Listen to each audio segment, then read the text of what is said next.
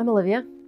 Let's talk about glamour magic. Glamour magic is one of the top topics that I get asked about, and it's taken me forever to make this video just because it was really hard to figure out how to structure this video, being that glamour magic is such a big umbrella. It's also one of the biggest pieces of magic that meld with the mundane, and it really depends on who you talk to, what they define as glamour magic and what they don't. But essentially the very basis of what glamour magic is changing the way something or someone is being perceived.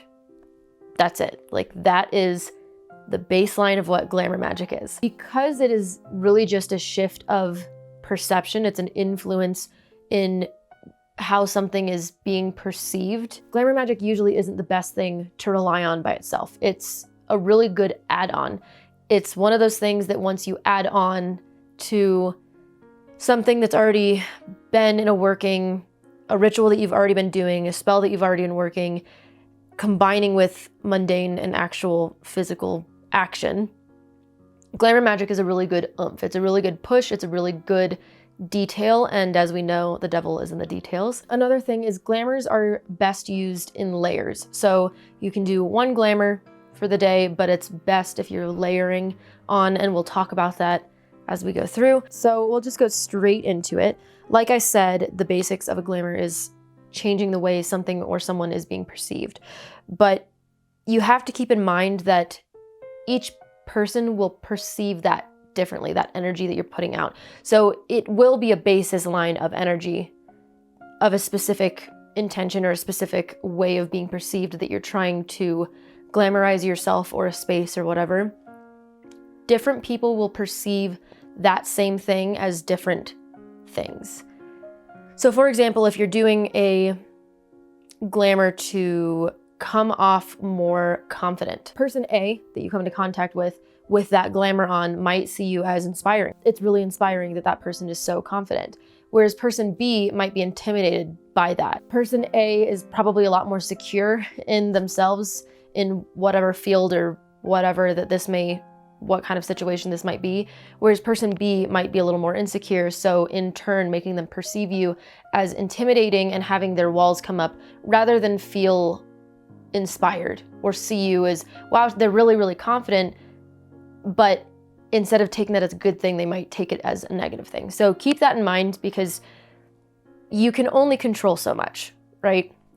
And that's a whole other topic, as such as many things are in this field, but maybe we can make an over T video about different energies and all that stuff. When it comes to glamour magic, the first thing that comes to mind is beauty, is lust, is attraction, right? And those are very popular ways of using glamour magic. That is probably one of the top ways that glamour magic is used. However, glamours can be used in so many other different ways, and we'll go through those in a little bit. Okay, so there's going to be two separate sections. Both fall under glamours. Both are effective, but one is seen as less magical than the other one. However, it doesn't really matter, right? There's intention that goes behind both of those things, and there's going to be effects from both. So now, before we hop straight into this, now would be a good time to thank my sponsor, and what better video than a glamour video to introduce Ana Luisa. If you don't know Ana Luisa, they are an eco-friendly jewelry company, 100% recycled gold, and they're 100% carbon and water neutral. You'll see me wearing their pieces in almost every single one of my videos. And one of my favorite things about being sponsored by them is that I am able to receive these and gift them to the people that I care about and know that enjoy jewelry. I believe they're also having a Valentine's Day sale at the moment, so if you're interested in getting any new jewelry for yourself or someone else in your life that likes jewelry, then I'll leave a link down in the description below. But as always, thank you, Ana Luisa, for sponsoring me and allowing me to make the videos that I make. But let's go back into glamours. So physical glamours. This is more mundane type of things that maybe people wouldn't usually put under magic. But as most of us know, we are spirits with physical bodies, right? So we're always continuously doing magic. We just don't know it, or maybe are fully aware of it. And it's not usually intentionally directed with that in mind. Now, despite the fact that they may feel or sound or seem less magical, it doesn't mean that they are less effective by any means. So clearly things like fashion or makeup are a huge player in glamour magic. The things that you wear, the colors that you wear, and you'll hear this, and we'll get to that in a second, color psychology, have a huge effect on how you are perceived or how a space is perceived. This also goes into interior design. I'm sure many of you are familiar with feng shui, the Chinese art of setting up a flow, an energy flow in a room for specific intentions. Now, I'll leave a link here for like a feng shui 101 or do's and don'ts type of thing. And she has a wonderful channel that has a lot of different information on feng shui. So if that's something that interests you, then go ahead and check that out. But interior design can make or break a room. So I'm sure you've been in a lot of different spaces where maybe some spaces feel a lot more stagnant or stuffy,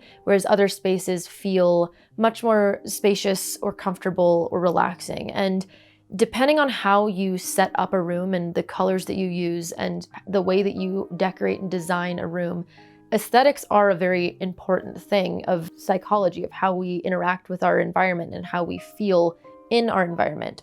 You see this in marketing all the time. You'll see colors like red and yellow and dark lighting in restaurants because it's known to make you feel hungrier. Same thing with red. Red is known to excite the mind. It's very bold, it's eye-catching, and it's loud, right? And it's hot. So you see this all over in places or on items that promote energy or promote lust or promote power or promote attraction. So keep that in mind. That brings us into color psychology, which is absolutely fascinating. The thing about color psychology and using this in the magical realm or the mundane realm, it doesn't really matter, I suppose. Your upbringing, your culture will have a huge effect on how colors correspond with you. So one color may mean something different to another person, and that's okay. There's actually an article that I found that was really interesting talking about, I think it was color psychology with marketing. Well, there's a few. Some of them were behind paywalls, so I'm not going to link those because unless you want to pay $30 to read like a 12-page paper, I'm just not going to link those. But I will link the one that I found that is not behind a paywall. And there's other links that are attached to that are behind paywalls. So if you're curious and doing any further research, you're more than welcome. But I'll just link that one down below that I thought was kind of interesting. The color correspondence due to kind of your culture and your environment bring us back to the idea that you can do a glamour and two people will probably perceive that same glamour, that same energy in different ways, and it just depends on the person. The last two things are body language and tone. So things like mannerisms and the way that you carry yourself and the way that you speak. Those things have a huge impact on the way that people perceive you. And this one takes practice. This one takes a lot of being very mindful of listening to yourself and paying attention to yourself. But you can get into a habit depending on if you want to, or if you're being very, very mindful and very observant in order to keep those specific mannerisms and that tone in check. These things aren't technically magical, but I would put them under magical because they do shift energy, right? They do have intentions behind them. So that's the physical side of the glamours. Let's go into the magical side of glamours, everybody's favorite. Things like using shields. So if you are unfamiliar with what a shield is or what shielding is, then I have a video of just a couple of basic things that I personally think that every practitioner should be comfortable with and should know, or at least be working on.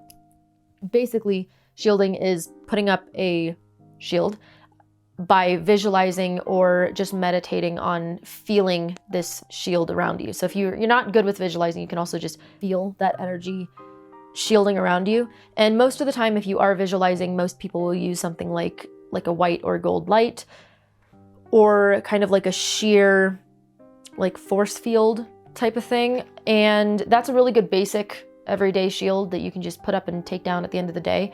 But if you want to use it as a glamour, it is kind of an energy shift, right? So it's a very subtle form of glamour, but it is effective. And you can put up the shield and change the colors of what you're visualizing. You can change the texture. So play around with that and see how that makes a difference throughout your day. And like I said, it's going to be very subtle, but continue it for like a week and see that difference. Try shifting between colors or even elements. What happens if your shield is made of fire?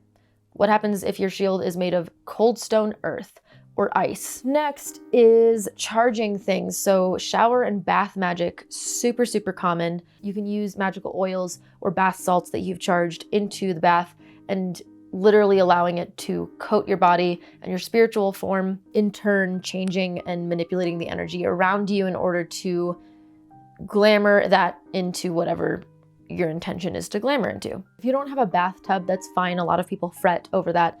Don't. You can use magical soaps or just regular soaps that you turn into magical soaps by charging them. You can carve sigils into them or charging them in any other kind of way that you wish, or you can order different magical soaps from different suppliers. I like mine from the Bronx Witch, Allie. She makes wonderful soaps and I still always use them. I also use soaps from Ojai Botanica. I will link both of those down below. Ojai Botanica, I don't think that she charges them magically, but they're gorgeous soaps. They smell great, and I personally love using those in my shower magic. So there's that. The next one, very popular. A lot of people like to use makeup in their practice. I think it was the 1700s or 1800s that lipstick was considered witchcraft because you were deceiving men and tricking them into marriage or something like that. There was a whole thing about how there was a law that was passed in England, which is not true. There was never a law that was passed in England to deem this as witchcraft and sentence anybody, but that's neither here nor there. So you can charge your makeup for anything you wish. It doesn't have to just be attraction, right? And we'll talk about that, like I said, in a second. A really easy way that you can add glamours into your makeup routine is if you add sigils into your foundation or your lotion or your sunscreen and activate it as you smear it away and rub it in. Or another example is charging your lipstick and or chapstick, if you don't wear any makeup, for making your words sound sweeter or more enticing or more alluring or more authoritative. So those are the more magical sides of glamour. Let's move into how to actually use glamours. So keep in mind, like we said in the beginning, a glamour is specifically to change the way something or someone is perceived. That's it, right? That's the baseline. That's why these are good in layers and why they're good as add-ons. So for example, let's use an example, right? I used to work on the Hollywood Walk in LA, and I served at a restaurant and at a bar, and often they would close at anywhere between midnight and 2 a.m. And if I was working late that night, I would be getting off anywhere between midnight and 2 a.m. And I would take the metro, which is this subway, essentially underground, from the Hollywood Walk back to my apartment. And doing that as a young woman alone in the middle of the night on the Hollywood Walk in a huge, frantic city, you know, probably not the safest thing in the world. So along with using common sense, such as staying alert or having a coworker walk with me if they were available to, not putting my headphones in completely and zoning out and not paying attention to what's happening around me. And then also adding little protection charms, like just general protection charms and travel protection charms. I can also add a glamour to add that extra little oomph. And the glamour specifically was to put off that energy of just don't fucking talk to me. Don't look at me, don't breathe in my direction. I don't want to interact with anybody. And it was less of like an intimidating, dominating, powerful type of vibe. It was more of just don't fucking talk to me. It was a repellent. It was more to just ward off anybody who looked in my direction with the intention to interact with me. And I wanted to get to point A to point B without being perceived. And if I was perceived, it was in a way that would ward off them wanting to interact with me in the first place. So there's two little glamours here, right? That I am either somewhat invisible, I'm not memorable. I blend into the background. I am an extra in a movie. You don't remember me. You don't even remember what I looked like, where I was sitting. You don't remember me. I'm just a passerby, right? I'm one of those faceless people in your dreams, is the first kind of part of that glamour. The other part is, if I am perceived, as somebody makes eye contact with me and is like, oh, I'm gonna go talk to her. The energy that is giving off is, do not fucking try me. Don't breathe in my direction. Don't perceive me. It's kind of like a 2-in-1, right? And that was the idea behind that glamour, and it ended up working fairly well for the most part. You know, didn't stop everyone. And like I said, the glamour itself is not a protection spell. Do not use this glamour as your only protection spell, because it's not. It does not protect you. It changes the way people perceive you, but it does not protect you. That is not what that energy shift, that energy manipulation is doing. So if you are looking for a protection spell, do not only use a glamour. Okay, example 2, say you're going to a job network event and you're gonna do a presentation. On top of already researching who's gonna be there and preparing your presentation and your speech and your slideshow or whatever, mundane before magical, then you can also do your workings and your rituals for attracting long-term and loyal clients, opening opportunity for really good collaborations with trustworthy and productive partners, right? So you got the mundane, you got the other magical side, and then a glamour for the actual day of the networking event. So like I said, this is an add-on, right? These are layers. You would do the glamours to be perceived as confident and enticing. And it depends on what your company or what your presentation is all about. So maybe you want to come off very exciting and youthful and creative and full of new ideas. I would probably suggest you to wear yellow or orange, something that does have this pop of really youthful and exciting, something that does hold the energy of having a lot of energy, of having that creativity, of having new ideas and forward momentum. Whereas if you wanted to come off professional, but very trustworthy and loyal and easygoing, then I would suggest that you would wear blue. Now, on the flip side, say you are negotiating in these terms, or you want to come off very authoritative and formal, then you would be wearing black. I, in that sense, would also charge chapstick or lipstick in order for that glamour that I mentioned earlier to have my words come off with a meaning, or to have my words be very alluring or be very inspirational or interesting. If it was a very idea-driven type of presentation, I would probably do something with my eyes, you know, if you wore makeup, or think about drawing more attention to the face so that people are looking at you when you're speaking and understanding what you're saying and understanding your goal and what you want for your company or what you want for your presentation. Or say your presentation is very visual. You have a lot of prototypes and graphs and things that you want to point to and have people draw their attention to those. I would focus on putting a lot more attention on my hands so that I'd be able to shift their attention as I, you know, make mannerisms or some sort. And again, this also brings into body language and tone. These things are really important, especially for, you know, making presentations or public speaking.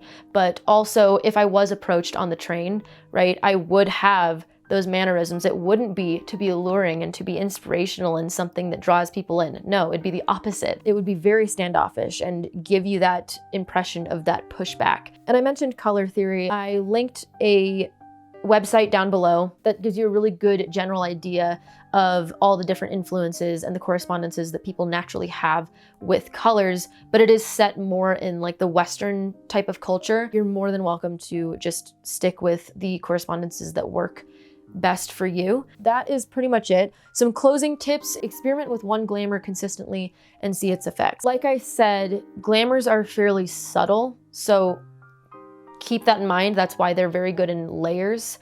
Don't rely so much on just one single glamour, right? Do layers, do the chapstick, do the bath, do the shielding, do the shower, whatever. But if you do all three of those, it's gonna be layered and a little more effective than if you were just to do the shield or just to do the chapstick or lipstick or whatever. And the last tip is, when you're trying to harness that perception, what you want to be perceived as, really focus on that specific energy. Like, what does that feel like? What does it feel like when that really alluring person walks in the room or when they're around? What does that feel like to you, right? If you know somebody who's just alluring and you don't know why, there's just something about them that's just enticing. What does that feel like? What does that feel like? Harness that and really, really direct that energy onto you. Same thing with intimidating. What does it feel like when somebody ridiculously intimidating is in that room or is looking at you or is interacting around you or with you? What does that feel like? Take that and direct it onto you. What about somebody who's super easygoing and really easy to talk to? How does that feel? Take that energy and project it back onto you. So that is kind of the whole 101 of glamour. In my personal opinion, it's one of the simplest forms of magic. I feel like it's brushed over a lot. There's not a lot of books that I've seen that are on glamour magic that really did anything for me, that are that I read that was like clicked for me at all. But maybe it's just because there's not a whole lot to it. I mean, it does take practice, as with everything. This is why it's called practicing. I love glamour magic. Glamour magic is a huge piece of what I use. I absolutely adore it. And maybe it's the earth signs in me or whatever, but clearly I love aesthetics. I feel like aesthetics are wildly important, and especially for what I do, being that my job is to work on a visual platform. Glamour magic is kind of right up my alley. I adore it. But many of you who are photographers, filmmakers, artists, fashionistas, whatever you may be under that, visual mediums are one of the heights of glamour magic. So if you already are good at something like that, then you are probably already doing glamour magic without maybe even knowing it. And now that you know, you can harness that and really utilize that to your advantage. So I hope that you do that. Okay, let's move on to my Patreon questions. So for those of you who don't know, on my Patreon, I open a Q&A for the one-on-one type of videos, or kind of instructional sit-down lecture type of videos. And I open up a Q&A that all the Patreons can ask questions.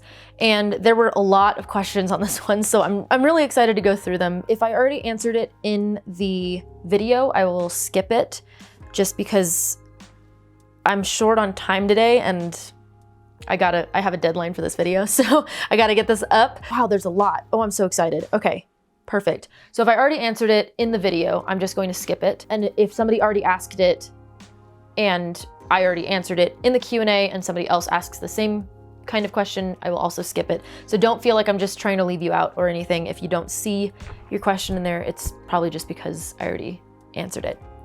Okay, so first one, can glamour magic be used to help with how you view yourself, such as drawing self-love of your own beauty? Thank you. Oh, what an interesting question. I don't think I've ever used it for that. I don't see why not. Going to be more of like a shadow work type of thing and less as a glamour. However, I do think that raising energy and dressing yourself in a certain way and seeing yourself in a certain light can really change things, and that would essentially be a glamour because you are shifting your perspective of how you see yourself. So yeah, I would say yes, but I do think it would be a little bit of a different execution. I do think that it would be a little more on the internal work side and less external. How do we actually change our aura? What type of little spells can we use on a daily basis? And finally, how does it work on us as it does on others in front of us? So the first question, how do we actually change our aura? That's going to be a lot of internal work because auras are kind of that outward projection of energy. So you know how when you meet somebody and you're just like, they're just a good, like you just know. It's the barista at Starbucks and there's just something about them that you're just like, you're just a good person. I bet. Like I can just look at you and all you did was ask me for my order and if I wanted an extra shot of espresso and then, you know, called out my name and I grabbed it, whatever. But you can just tell with that barista, like there's just that aura about them that they're just a good person. Then there's those other people who you meet and you're like, oh my God, you're just like 3 degrees off and I don't like that. That's kind of the aura, right? Changing your aura is to change yourself. It's gonna be a lot of internal work. It's not really an easy fix. It's not really an easy change, but with a lot of persistence and with a lot of mindfulness and observation and trial and error, I do think that you can change your aura. Let's see, what type of little spells can we use on a daily basis? Shielding and makeup and fashion. Those are probably the 3 top things. Or makeup, I say makeup, but what I mean by makeup, that also goes into if you're changing your hair color or your hairstyle that day, that also means lotion or chapstick. I don't mean just makeup as in like painting, you know, painting your face, which I personally like. It feels like painting every day. And finally, how does it work on us as it does on others in front of us? I'm not quite sure what you mean by that last part, so I'm really sorry. I'm just not gonna answer it because I really just don't understand what you were asking. So sorry. All right. My question would be about the most unusual use of glamour you've heard or used, since I would think of seduction glamour or a glamour for more confidence in a job interview, but there must be so many more applications. The most unusual. That's a good question. I don't think there's like a unusual way that I can think of right off the top of my head. Yeah, I think maybe just the other end of the spectrum would be to fade into the background, because most people think glamour is attention drawing all the time, and while most of the time it is, I often like to use glamours to just fade into the background so people just don't remember me. I'm forgettable. I don't want to be perceived, especially on days, as many of you know, I'm fairly introverted, so I don't have a big social battery. And as much as I love spending time with people and meeting people, I just don't have a big social battery to do that all the time. So when I am low on that social battery, that's the type of glamour that I use fairly often, is to just fade to the background. People don't really like notice me. I'm just a fly on the wall. And that one's actually interesting. If you can get really good at that one and just become kind of a fly on the wall, people do sometimes forget that you're there and will say things that maybe they didn't realize somebody else was in the room or something, and you hear a lot of interesting stuff. That paired with like a truth serum oil. Yeah. Okay, next question. What is the best glamour you would recommend? And how would you go about doing it? Depends. I don't have a straightforward answer for any of these. Depends on what you need that day. Like I said, social battery, super low. That's the glamour I'm doing, is fly on the wall. I don't want to be seen or perceived or remembered, or I don't want to attract any kind of really attention. Whereas maybe I'm going to the networking event. I want to be seen as confident. I want people to be like, wow, who is that? And what is she all about? I want to talk to her. I want to network with her. So it just depends on what that day is. And depending on what glamour you need that day, depends on how you apply it. So if it's a shield, then, you know, most of the time I would use shields for more like defensive feeling glamours. You can also use shields as in if you're going into a difficult conversation and you are knowing that this person is going to be somewhat aggressive with what they're saying and how they go about it. You can put that shield up, but maybe change, instead of it's a white light, it's a pink light. So whatever they're saying, it is filtered through and you're not taking that to heart, but at least they can feel that it's not getting through to you, but there's also that layer of compassion to it. Next question may sound a little dumb, but are there ways to do glamour magic that don't include makeup? Yes, we covered that one. And that's not a dumb question. I would love to know some basics of why somebody would typically be interested in using glamour magic and an example of simple daily use contrasted with an example of somebody wanting to go all out and crank it all the way up. So first part of your question, oh, I love this question. Why would somebody want to use glamour magic? Well, why wouldn't you? You are perceived all the time. The way that people perceive us is important because that is our environment. Whether we like it or not, it just is. And no, we shouldn't really care about what people think, and that shouldn't have an effect on how we view ourselves and how we go about the world. Unfortunately, it does have an effect. So say you're trying to get a promotion at work. If your boss doesn't see you as loyal or confident enough to promote, then the odds of you being promoted is going to be significantly lower. It's just kind of like a boost of helping maneuver your way in your environment a little easier and to your advantage.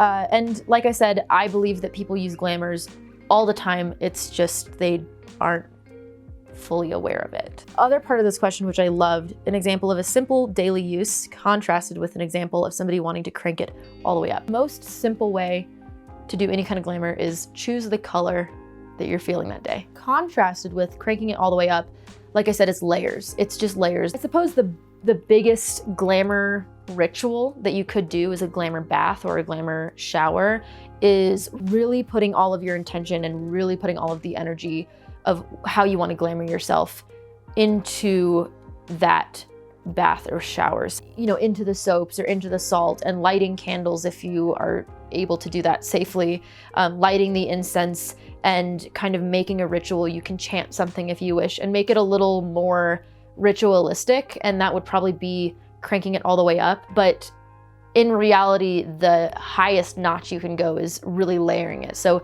if you did do that big bath ritual every week or every month or something on the full moon, and then also did daily layered glamours, I think that would be kind of cranking it up. But like I said, layers.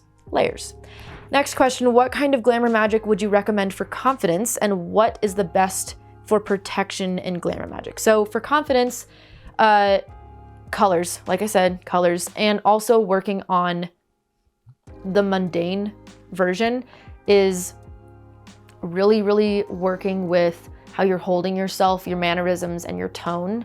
And again, this is going to be kind of more internal work rather than a glamour, but it does help. But it does lead into it, and it does help of just figuring out what pieces you are not confident in and why, and how you can kind of fix that. And that will help significantly in boosting your glamour magic, because again, just because you kind of put a mask on stuff doesn't really mean you can't see through it, right? So like if, oh, actually this question, there's a question in here that covers that. So we'll get into that in a second. And then what is best for protection glamour magic? We covered that. Don't use it as protection. Use it as an add-on, use it as a little boost, but do not use glamour magic as protection magic.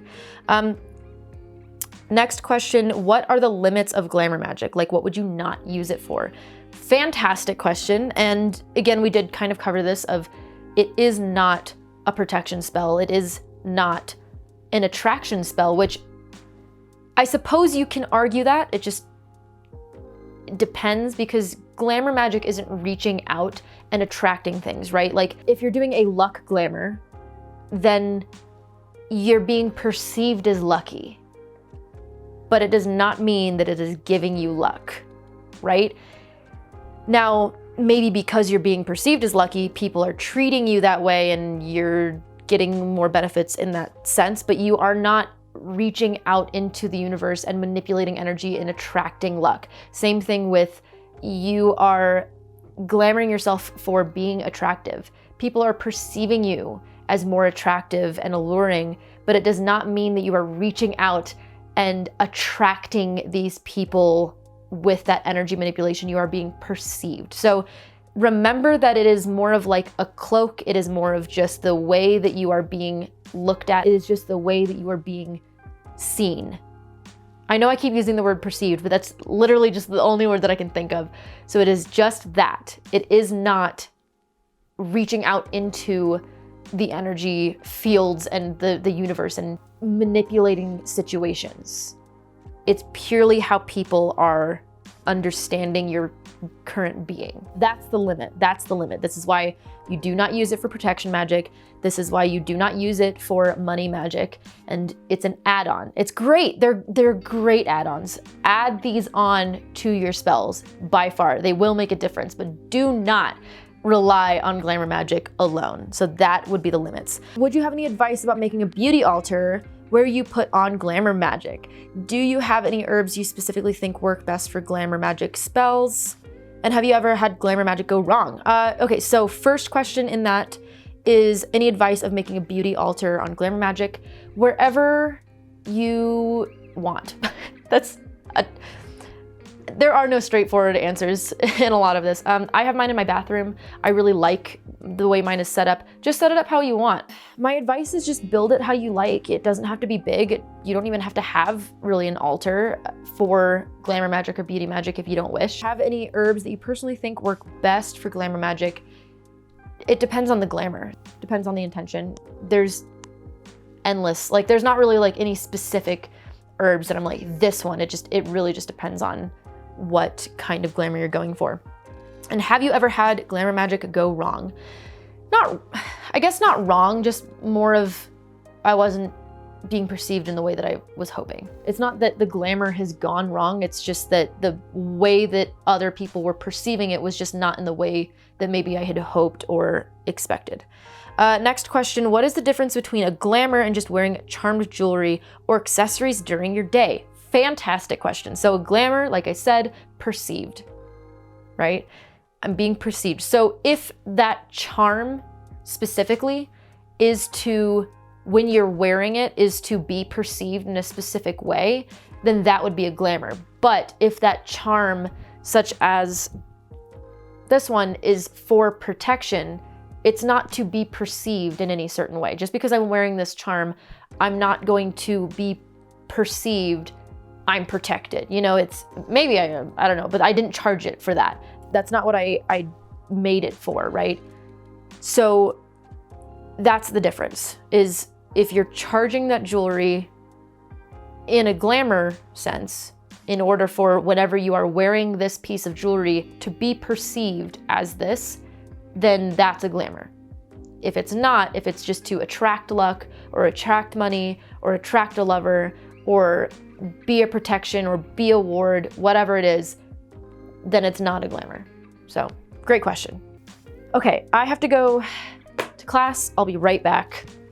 All right, if the lighting is different or anything is offset, it's because it is. I just got back from teaching class, so kind of cut things up. Anyway, let's continue, shall we?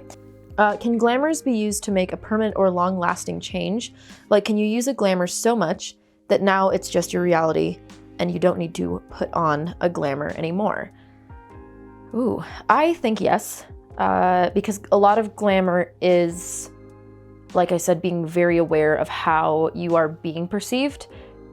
That's kind of the first step, is how you're being perceived now and how you want to change that, right? If you are using something like mannerisms or you're focusing on your tone and you do that so often, then it kind of just becomes habit, right? It just becomes second nature.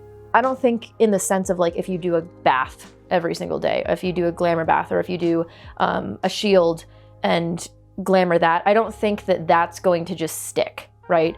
You're going to have to renew it. The next question, can you cast glamour magic on other people other than yourself, and how would that work? Yes, yeah, you can. Just as pretty much any magic, you can cast glamours on other people. You can give somebody, you know, something like a charm that would glamour them, or charm lipstick or charm chapstick and or lotion or whatever, and give that to them for them to wear. As an extension to that, can you cast glamours on groups of people? Yes, you can, but it's very difficult. A big reason is because in order to harness the specific glamour energy that you want and how you want this group of people to be perceived, everybody has to be on board. Everybody has to be on the same page, and that is much easier said than done. Can glamour magic be used to heighten a feeling, whether that's between yourself or two other people? Yes, but like I said, people react to specific energies differently, so you really can't tell unless you've done it. So if I know somebody really well and I've done this glamour around them, then I kind of understand how they're going to perceive it, how they're going to receive it. If it's like an attraction or a lust glamour, and you've not done this with somebody before, with a specific person, then yes, it can, but it just depends on the person, right? So for example, I'm on the A scale, like I'm on the asexual spectrum. So if somebody were to do like a lust glamour on them, I probably wouldn't be affected whatsoever. Like the odds of that having any effect on me whatsoever is close to zero. Whereas if my partner did a glamour lust spell or something, then I'd probably be like all into it. But it just depends because of how my energy is, of how I am. Whereas if there's somebody else who's into having another partner, then yeah, that lust spell would probably have a big impact. So it just depends. Would you consider a this one. I've been waiting for this one. Would you consider glamour magic to be deceitful or addictive? And where would you draw the line? I hear this I hear this point or this theory a lot in glamour magic, especially in glamour magic. It depends. As with almost all of my answers, it just depends. Because what is the intention of you using glamour magic? It's a tool, just like magic, just like energy, just like literally anything else, it's a tool. You can use that how you wish to use that. So if you are going into a job interview and you're glamorizing yourself to come off as trustworthy and loyal and reliable, but you know fully that you have every intention of stealing from the cash register, then yeah, it's deceitful because you are using it as a deceitful tool. It's the same thing as if somebody were to cast an attraction spell specifically around someone who they know has an attraction to them, but they know fully that they are not interested. They just want the attention. Then yes, you're being a dick, but it's because you're using it that way. Whereas if you're going into a job interview and you want this job, you're gonna be reliable, you're gonna be honest, you're going to be good at this job, then no, why would you just want to be perceived that way because that is what your intention is going into this job. It's just a tool, just as everything else. Blessing and bane grows on one stalk. It's up to the practitioner. Now, addictive, I suppose it could be. I don't see an issue with you using it all the time because I use glamour magic almost on a daily. And like I said, of course, a big part of my job and my career is to be perceived. So yes, I'm going to use glamour magic in order to help my career and help the people who are receiving my information get the most out of that. Again, it just depends on how you're using it. If you're using it because you feel like you need to hide behind some sort of energetic mask all the time without working on yourself behind the scenes, like if you are glamorizing yourself to be this trustworthy person, you're like, oh, I'm just gonna glamorize myself and have people tell me everything and they're going to just spill their guts to me all the time and I'm super trustworthy, but then you turn around and you're telling other people their business, right? Like, and you're not working on that. You're not actively being like, I'm going to be better at staying in my lane and minding my own goddamn business. You know, like if you're not actively working on that and then you're also turning around and using it to be deceitful, then because you enjoy this addictive of people always telling you all the drama and all the tea, then yeah, it's a bad thing, right? But it just depends on the person and how they're using the tool. Question, what is your favorite glamour and why? I don't really have like a specific favorite glamour. That's not a very good answer, but I don't think I have one in mind that I specifically love. It just depends on what I'm looking for that day. Hi, Olivia. Hi. How about utilizing glamour magic to help develop a healthy sense of self-love without becoming narcissistic? So here's a big thing that I've noticed. And especially, again, it goes back to pole class a lot because that's just where I see a lot of transformation and I see a lot of people doing a little bit of glamour magic without knowing it. But a big thing about self-love and confidence. You are allowed to love yourself and love things about yourself and be proud of yourself publicly. The thing that teeters it over to unhealthy is when you think that you are better than other people, right? So confidence is not, I'm better than everyone. Confidence is, I deserve the best. I am great. I'm amazing. I'm strong. I'm gorgeous, right? It is not, I am prettier than everyone else. I'm stronger than everyone else. It's not that. That's when it's bad. So I kind of see a lot of this in my students fairly often of, oh, well, I don't, no, like, you're sexier than me. Like, you're prettier than me. No. Everybody's gorgeous. Everybody's strong. Everybody's capable. And you're allowed to voice that and feel that about yourself. So I'm allowed to post something on my Instagram and be like, damn, I look fucking hot today. That's allowed. Because I'm not bringing anybody else down. If somebody else posted, damn, I'm looking hot today, I'd be like, yes, you are.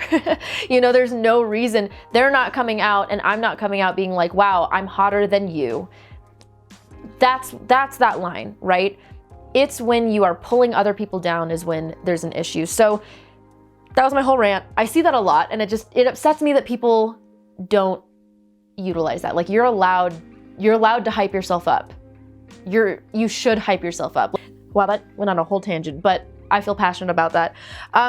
So we kind of covered a lot of that. I hope that kind of answered your questions. Let's see. Oh, this kind of goes into what we just talked about. What do you do when you need a self-positive boast? When you're feeling negative about your appearance or your body? I dress myself up. I love feeling luxurious and feeling fancy and feeling worth it. And when I don't feel good about myself, I make myself look good for myself. Like, I don't care if somebody else doesn't like the way that I'm dressing or makeup or whatever, but if I think that I look good, then I look good. I mean, I dance. I love to dance, and that's probably very clear that I love to dance. That's a big thing that puts me back in my body and kind of grounds me. If I'm a little bit too much in my head about negative body image and whatnot. And also movement and any kind of exercise will boost you up. It has that dopamine, so that's also going to help. Are there any colors, numbers, objects in specific that you use exclusively for glamour magic? And what day of the week would you recommend and why? It just depends on the glamour. It depends on the glamour. All right, we're in the home stretch. Since a few years, I have a strong pull towards Aphrodite, and I wonder if you have any recommendations in how I could implement her energy in glamour work. So I don't really do deity work, I definitely have not worked with Aphrodite. So unfortunately, I can't give you any advice. But if anybody has advice, pop it down in the comments or check out the Discord. There's also a link to that, and a lot of people are fairly helpful on there in places that I do not have experience with. How often would you need to cast a glamour? I would assume it's something you would continue to work into your daily practice, or when you can, until your intended outcome manifests. What are ways to work it into your daily practice? So how often would you need to cast glamour? As often as you want. Like I said, almost everybody casts glamours without really knowing it. If you are intentionally choosing what you're wearing, the color that you're wearing, due to your mood or due to what you have to do that day, then you're already kind of doing glamours anyway. Same thing with makeup. If you are going for something super bold because you want to be noticed that day, then you are doing a glamour. So you probably already do glamours almost every day. What are different ways to work it into your daily practice? And we already talked about that, shielding any kind of makeup or fashion. If you set up your room in a very specific way in order to let the energy flow in a very specific way, then that is also, in my opinion, a glamour, because it's being perceived and pushing energy in a certain way that you're perceiving your environment. Sorry if I'm late. You're not. You're good. My question is, can you still utilize glamour magic in an online setting? If If so, how might it vary from standard glamour magic? What a good question. So yes, you can absolutely use glamour magic in an online setting. I clearly use it, but that's because I focus a lot on aesthetic. I have a visual platform, Instagram, YouTube, and then even Pole, it's very visual of the shapes that you're making.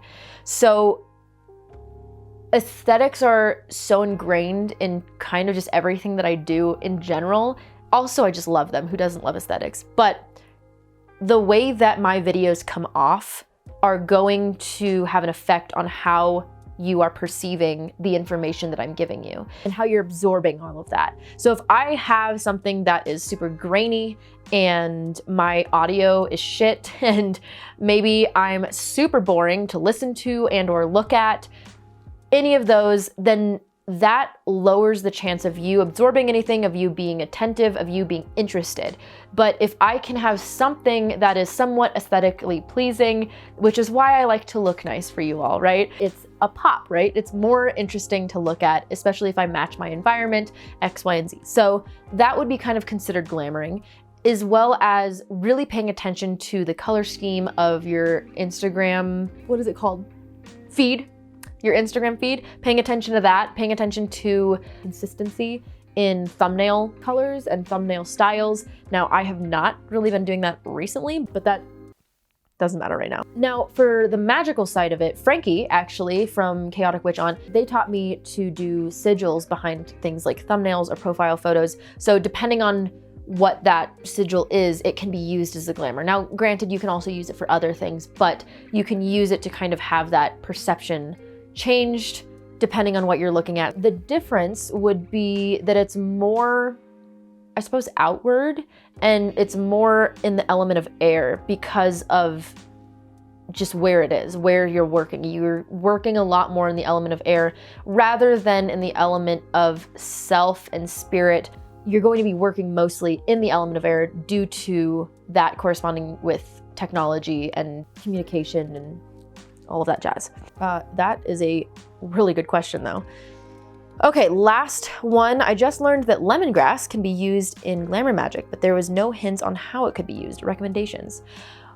Well, however you would use an herb in any other working, it can be adapted. So when I think of lemongrass, you could use it in a lust glamour, but I like to use lemongrass generally just magically in things like uncrossings or luck or money, road opening type of work. So I personally would use lemongrass in order to glamour myself to come off as like a breath of fresh air. So especially in like a job interview, if you know that they're getting a lot of applicants and you can get into the room with them, I would use lemongrass in aiding my glamour in coming off as like, when I enter the room or when I'm talking to the interviewer, the person is like, oh my God, finally. Like you just seem like a breath of fresh air. You're just, opportunities are open. This feels good, right? That's kind of how I'd use it, but it's the same thing with any herb. However you're using it just magically in general, think of how that herb feels and how you perceive that herb. So clove would be kind of like, it has that darker, sensual, earthy, and like kind of spicy, fiery type of vibe. So that is how I would use clove. However, I would use something like chamomile to come off as sweet and very kind and very warm and welcoming. So however you use herbs just in general magically, think of how that herb could help you be perceived in glamour. And that is the last question. So thank you, Patreons, so much for all of your wonderful questions. Like I said, if I didn't answer your question, I probably already did in the video, or it was just a double question. So I promise I wasn't just ignoring you. I hope that this helped. I hope that this gave you a little more information on what glamours are and how you can use them. Lastly, I do want to thank Ana Luisa for sponsoring this video. I super appreciate it, and it's one of the things that makes this all possible. And if you're interested in that Valentine's Day sale, there's a link down below. But that's all there is for this video. I really hope that this helped. As always, thank you so much for watching. Best of luck, be kind to each other, and may your gods treat you as you've treated others.